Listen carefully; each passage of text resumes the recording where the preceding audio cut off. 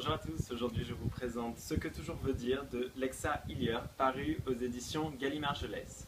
Donc c'est l'histoire de 4 filles, Joy, Tali, Luce et Zoé, qui étaient amies il y a un petit peu plus de 2 ans et qui ne se côtoient plus depuis 2 ans, où Joy notamment a déménagé.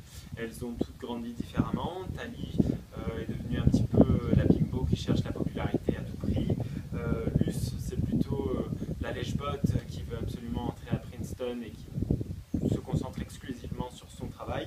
Et Zoé qui, elle, s'est concentrée plus ou moins sur ses relations amoureuses, qui est à peu près normale, je dirais, alors que Joy, elle, a disparu depuis 2 ans. Elles se retrouvent toutes les 4, grâce à Joy, à un camp de vacances où elles sont allées pendant plusieurs étés, pendant des années et des années.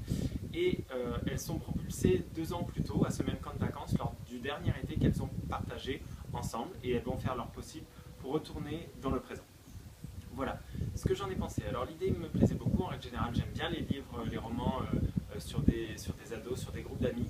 Là où à mon avis il y a eu des soucis avec ce roman-là, c'est que l'auteur cherche à nous les faire prendre en sympathie évidemment, mais on les a jamais vues ces 4 filles en tant qu'amies. On nous parle d'une histoire qui a eu lieu 2 ans plus tôt, mais on les connaît juste comme des personnages très séparés, très individualisés parce qu'ils ont des caractères qui sont complètement diamétralement opposés. Donc c'est très difficile de vouloir en fait qu'elles se retrouvent, étant donné qu'on n'en a rien à faire, on ne les connaissait pas à cette époque-là. Il y a des personnages qui sont franchement antipathiques, comme Tali, hein, la bimbo populaire, j'accroche pas du tout. L'histoire un petit peu intéressante, c'est celle de Joy, parce qu'évidemment c'est la grosse question, qu'est-ce qui s'est passé pendant 2 ans, pourquoi elle a déménagé. Et Zoé, qui a une histoire assez intéressante. Voilà.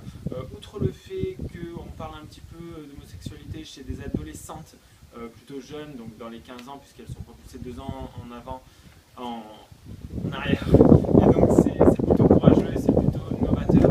Sans ça, il n'y a pas grand-chose d'extraordinaire.